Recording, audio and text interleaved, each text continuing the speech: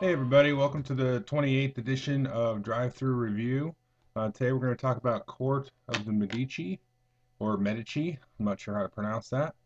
It's a two-player card game from Richard James, who also did Lords of Scotland. I've done a review of that one as well. It's a great game. That one plays 2 to 5. This one is just two players only. It's somewhat in the tradition of Italian fishing games like Scopa. I mean, it's not really like that, but I think it kind of feels similar to that. Both sides will get a deck of cards.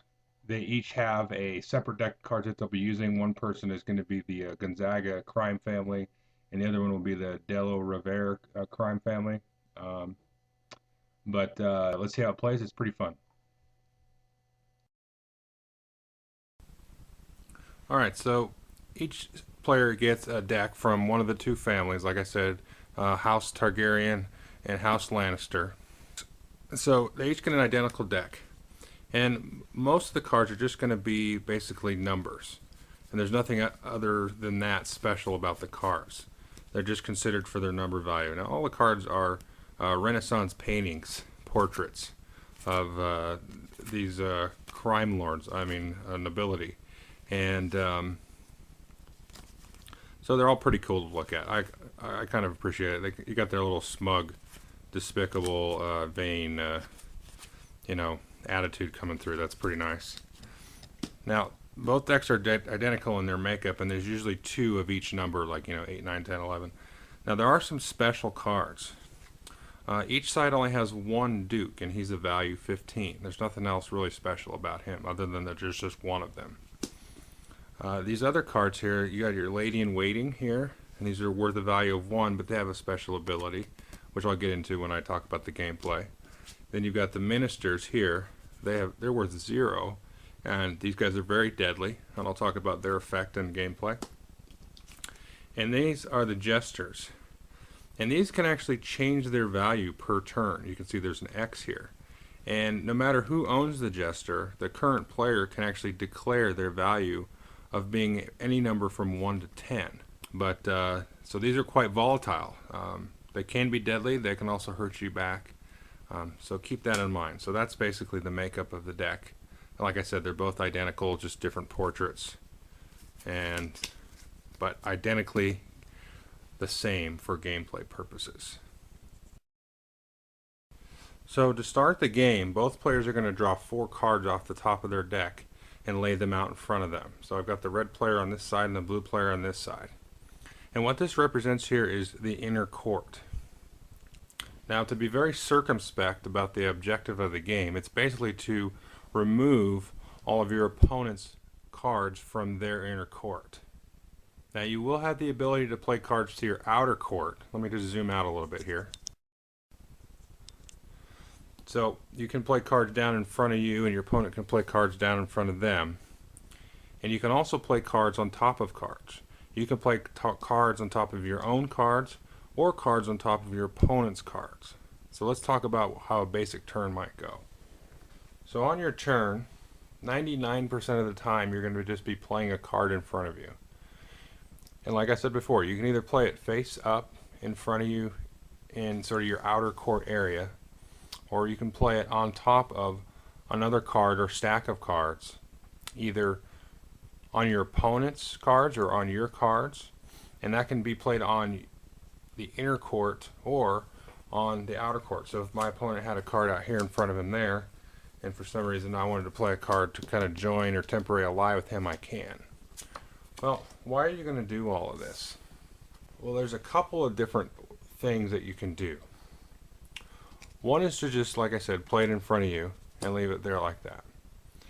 And that's nice because the way that the end of the game is scored, once either side has lost all of their nobles in the inner court, the game ends. So it doesn't matter if I've still got cards out here in my outer court. The timer and the trigger for the game end is if one side or both sides have all of their cards removed from the court. And then what happens is you total up all the cards remaining. You just total up the numbers on the top left of the cards, and whoever has the most points there wins. Pretty simple. But there's definitely a lot of strategy and fun strategy in this game. So I could play, a card in front of me just to kind of get some more points out on the board. And you can never play a card directly to the inner court by itself. You can play it on top of cards, but you can never play directly to an empty, area on the inner court. The next thing you can do is you can build an alliance, and that's simply playing a card on top of another card. So if I put this banker here on top of this merchant, these two would be 2 6s, and this stack would be considered worth 12 points. So that's the second thing you can do. You play a card in front of you or on top of another stack. Like I said earlier, if I had this card in front of me, I could put this card on that stack if I wanted to, and my opponent could put it on that stack. So that's building an alliance, just playing a card on a stack. The third way you can play a card is to make a conspiracy. And a conspiracy is almost exactly like building an alliance, except it's more destructive. Now you have to declare what your intention is when you play the card, because you don't always have to do a conspiracy or have to do an alliance. You can make the declaration. What separates a conspiracy from an alliance is this.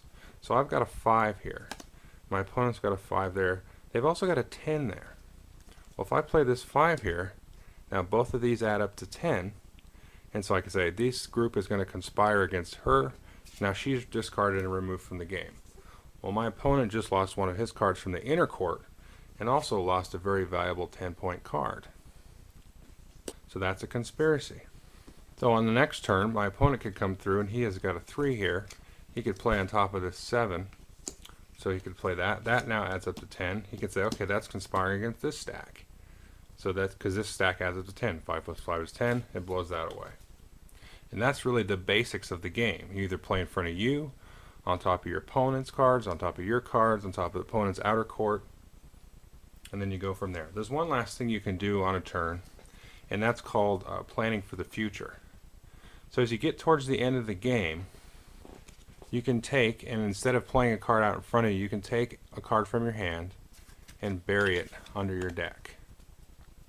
Now if you go through your whole deck without anybody having 0 nobles in the inner court, you're going to keep playing until one player can't play.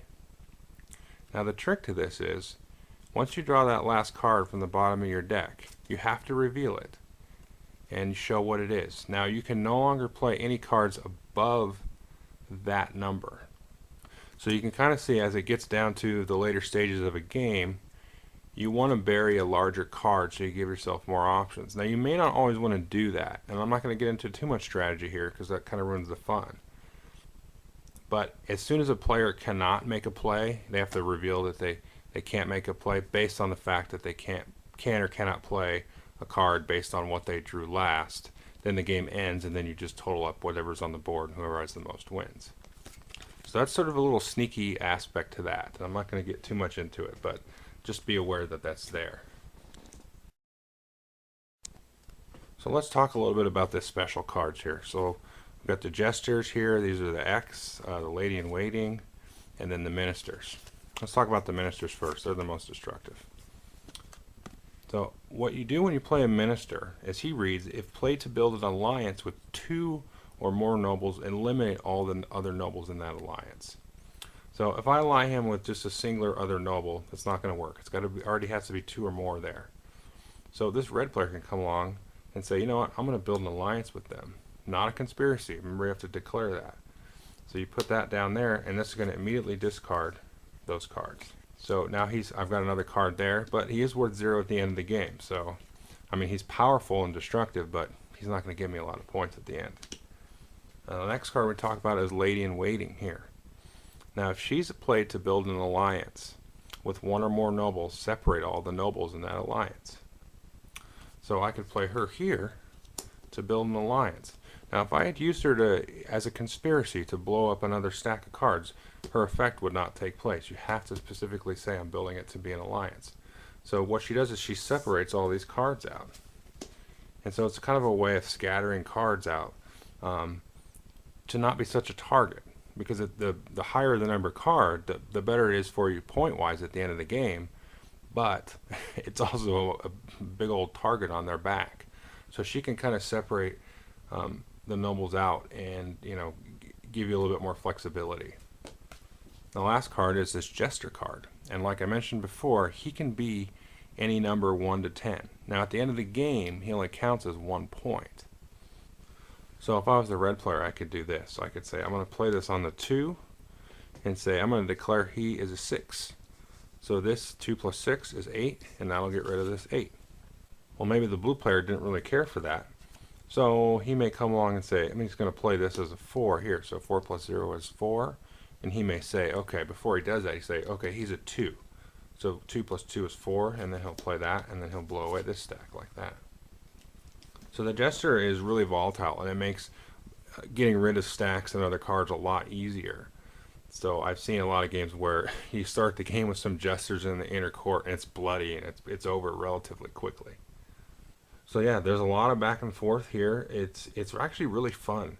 Each game takes on a brand new shape, and depending on who you're playing with and their experience level with the cards and how good they are at counting cards, and going, oh, well, he's still got a minister out there, I should be careful, and then it's just thematically it's fun because somebody may throw a 10 out there like that, or start to build up a low set of cards that they're going to try to build up to attack a high card, where you can just kind of attach your noble onto that to kind of like sneak in there and kind of lie in waiting. And so there's a lot of, and it's just dynamics of it really shift from game to game. Well, I hope you enjoyed my overview. Like I said just a second ago, I enjoy the game. The theme actually is really fitting, surprisingly so. I didn't pick up this game expecting, a highly thematic game. And it's not necessarily highly thematic, but they really are married well together. The whole aspect of playing your cards on top of your opponent's cards to try to, foil their plans is nice.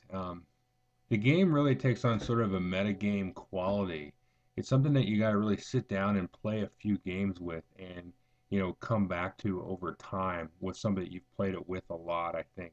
And it's fun to introduce it to new people because they're all going to kind of approach it a different way, and you're going to kind of learn each other's sort of tendencies in your and how you take risks. So I like that the game really sort of highlights that. It is a game that I think requires a couple of plays to really get into how the cards are supposed to be used. And the rulebook is it, it's not bad. It might just be me, but I've seen others have questions, on the Board Game Geek about things. So it's something, but it's not horrible. You just got to kind of get into it and just kind of let your mind get into why the rules are the way they are, etc. Anyway, so it's a fun little game. You should be able to pick it up for like $5, $10 at most, and enjoy.